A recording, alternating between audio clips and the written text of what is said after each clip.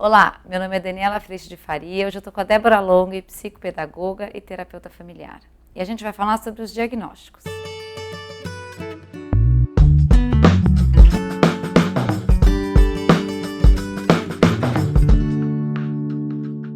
Olá, hoje a gente vai falar sobre um tema muito delicado e muito atual, que são os diagnósticos.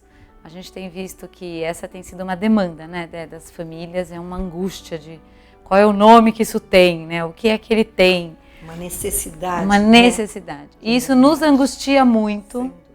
porque no fim a gente acaba percebendo essa cultura, né, a cultura do problema, a cultura do que é que ele tem. Isso. Como é que você percebe isso no teu dia a dia? Como é que você sente essa necessidade de se nomear essa situação? A sensação que eu tenho, claro, os pais são muito cobrados pela escola. Sim. Eu concordo totalmente que a escola precisa de alguns diagnósticos para que ela possa agir diferente com cada criança. Sim. Ou uma avaliação assistida, ou ter um olhar diferenciado. Ou ter mais tempo para uma prova, fazer uma prova numa sala sozinho. Isso. Mas eu vejo o seguinte, que quando os pais chegam com diagnósticos, parece que justamente alivia um peso para eles. Sim. Que a responsabilidade desse diagnóstico não mais pertence a eles. Sim. Então, porque eles já sabem que o filho tem déficit de atenção, hiperatividade, então que isso não está dependendo do contexto da família. Tá. Então eu percebo o seguinte, muitas crianças que chegam lá no consultório diagnosticado, eu não sou nada contra o diagnóstico. Só que eu acho que hoje em dia o diagnóstico está vindo por tudo que é lado. É medicamento para tudo que é lado. Sim. Eu, Débora, não acredito nisso. Sim. Então, há crianças que necessitam, há crianças que necessitam. Quantas crianças chegam medicadas? São outras crianças. Perdem o brilho do olhar. Elas ficam mais apáticas. Sim. Não comem. Então, nós temos que tomar muito cuidado com isso, porque as nossas crianças estão sendo diagnosticadas. Claro, como eu disse, acredito a necessidade desse diagnóstico. Mas tem que ver até que ponto o contexto familiar e escolar até, né? Também, o escolar, a mudança dessa rede, na forma como lidar com essa criança, não pode mudar essa forma de ver. Você sabe que muitos pais me escrevem perguntando sobre déficit de atenção, sobre hiperatividade, diagnósticos. E eu sempre demorei muito para fazer esse vídeo, até porque é muito bom a gente falar isso em duas, porque é um assunto hiper polêmico, porque é algo muito frequente. E eu penso que a gente está inserido numa cultura, na cultura do... E eu estudei dessa maneira e você também. Sim. Você descobre o que ele tem de errado e aí você vai fazer o seu brilhante trabalho para que ele saia dessa situação. Essa já é uma cultura, já é um ponto de partida preocupante, porque o meu foco de atenção está em descobrir qual é o problema que ele tem. Logo, ele tem um problema. Sim. Então, o primeiro desafio nessa história toda, como pais, como professores, como terapeutas, como psicopedagogos, é a gente soltar um pouco essa necessidade, e é uma necessidade da mente, de dar um nome.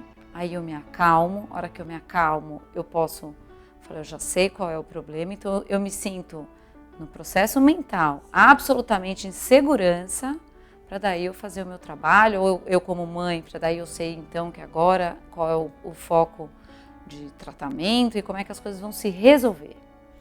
E aí a gente perde, né? A gente perde essa experiência desse contexto familiar, desse contexto escolar, que interferem diretamente na vida da criança e no que a criança percebe dela mesma, e no que a criança sabe fazer ou não sabe fazer, nas travas que ela vai ter. Então, quantas vezes a gente não encontra uma criança travada para copiar da lousa, travada para fazer conta de matemática, travada para estudar em casa, e a hora que você vai olhar, você poderia encaixá-la em um monte de coisa, mas você vai olhar, não, ela está com medo do professor, ela está achando que ela não consegue, a autoestima é que está baixa, e isso vai aparecer de inúmeras maneiras. Também não sou contra diagnóstico, eu acho que depois que a gente fez toda essa reorganização desse sistema escolar e desse sistema familiar, Aí a gente vai ver o que sobra, se sobra, para daí a gente ver se é uma questão química, de química cerebral, se é uma questão de funcionamento mental mesmo, para ir atrás de fechar um nome para essa história toda e ir atrás de medicação e o que for. Eu acho que a gente precisa aguentar o não sei. Isso. Dani, eu acredito muito em tudo isso que você falou. Eu acho que muitas crianças não chegam diagnosticadas e eu tento trabalhar com as famílias, porque tanto é que eu fiz a minha formação em familiar, terapeuta familiar, porque eu acredito que essa rede, escola, família, o profissional, escola e família, dá muito certo, consegue-se milagres. Sim. Mas tem que ter uma mesma sintonia, a mesma fala, um confiar no outro. E uma super abertura. E a abertura, Sim. sem dúvida. Então, nossa preocupação é que hoje existe cada vez mais uma necessidade enorme de se nomear as coisas, para que daí a gente se acalma, a gente sai do não sei. E o não sei, eu adoro essa ideia do não sei, porque o não sei, ele traz em si todas as possibilidades. Então, para a mente, o não sei é zero. O não sei é ruim. Não, né? Mas o não sei pertence mais ao não. Ou não, exatamente. E a hora que você parte do lugar do ser, do coração, de um lugar de quem se é, o não sei, ele é um lugar. E ele é um lugar positivo, porque é um lugar de todas as possibilidades, de todos os caminhos. Ele é um lugar de entrega, ele é um lugar importante. Né? Exatamente. Justamente. Então, o convite com esse vídeo, eu acho que é para a gente repensar essa postura de saída, esse ponto de partida, no sentido da necessidade de saber qual é o problema. Como seria a gente não ir em busca disso? Como profissionais que trabalham com crianças, como professores que trabalham com crianças, que são professores de crianças, como orientadores de escola. Como seria a gente não ir em busca desse nome? E a gente suportar o desconforto de que algo está fora do lugar, nenhum problema, mas como é que a gente pode enxergar toda essa rede para que a gente se movimente de uma maneira bonita até, em parceria com as escolas, e eu vejo isso também acontecer aqui e é brilhante, para que a gente possa também movimentar essa criança. E a gente tem um desafio grande, porque existe, na verdade, como todo mundo precisa estar embasado, né, para poder agir, a escola adota uma postura que impulsiona os pais a também seguirem nessa direção de se ter um nome. O meu pensamento, e já existem muitas escolas trabalhando dessa maneira ao redor do mundo, como seria essa escola poder se responsabilizar por encontrar essa criança? Que mundo seria esse? Que a gente viveria numa escola que ela percebe que aquele aluno ele precisa de um pouco mais de tempo. O que seria dar um pouco mais de tempo para esse aluno, né? Outro dia eu tive uma experiência acompanhando de uma criança que a professora deu uma prova e a sala inteira foi mal na prova. E ela percebeu que a sala inteira não tinha entendido a matéria que ela tinha dado. A resposta dessa professora foi falar, a gente vai treinar um pouco melhor e a gente vai fazer outra prova. Como seria a gente não precisar embasar isso em nomes e sobrenomes de diagnósticos que são importantes depois que essa rede toda é olhada com carinho e com atenção? Como seria a gente ter escolas que também pudessem ter mais liberdade para se relacionar com cada criança única que está ali? E você já foi professora dentro de uma escola. Você acha que isso seria muito difícil ou não? Difícil não é, Dani, mas eu acho que cada vez está ficando impossível. Por quê, Dani? Tá. Porque eu acho que a cobrança, como nós já dissemos, em vestibular é muito grande. Então, estão deixando de valorizar a criança como ser para valorizar a informação, Sim. não a formação. Sim. Porque a formação, eu acho mesmo que tem que vir da família, mas junto à escola também tem que ter um olhar para isso. E hoje em dia, pelas exigências também feitas em cima das escolas, faz com que isso seja cobrado e não visto a criança. Hoje eu percebo crianças novas, né? E cada vez sendo mais cobrado, o conteúdo, que eu vejo que aquele conteúdo para aquela criança, ela está, bem dizer, pegando ir esquecendo, ela vai, entre aquilo, ela tem que aprender aquilo naquele momento, é uma decoreba, mas depois é esquecido. Sim. Então não é captado. Cada vez mais as crianças estão ficando pressionadas, porque o conteúdo Tá grande. muito grande.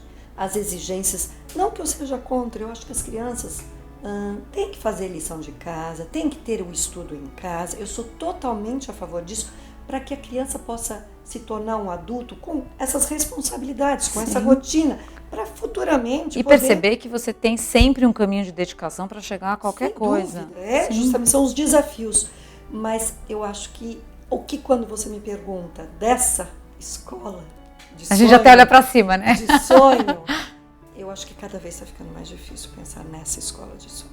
Mas você sabe que eu acho que tanto as escolas quanto os pais, eu sinto que tem um movimento. Tem um movimento de uma pedagogia sistêmica chegando no Brasil. Tem um movimento de escolas mais tradicionais se humanizando nesse sentido. Porque o caminho é formar pessoas. Eu acredito totalmente. E aí, a gente começa a perceber que a gente está indo numa direção, mas que a gente deixa um pedaço muito capenga. Então, de um jeito ou de outro, a gente se questiona. Já é um começo, né? Sim. Agora, no nosso dia a dia em casa, e eu acho que essa é uma dica importante, o desafio talvez seja, de novo, né? A gente já falou isso em outro vídeo, mas talvez olhar a habilidade e não focar no problema. O desafio talvez seja não buscar o nome e aguentar o não sei. Por quê? Porque o não sei, ele te abre essa experiência para você estar no momento presente e ver qual é o próximo passo. O próximo passo não está pronto. Isso é angustiante, mas isso é libertador. Porque a hora que você pode ir para o próximo passo de uma maneira experienciada e construída naquele momento, porque você está plenamente ali, ele acontece da melhor maneira. A dica que a gente pode dar hoje é que os pais procurem a escola de acordo com aquilo que ele acredita. Boa dica. Verdade.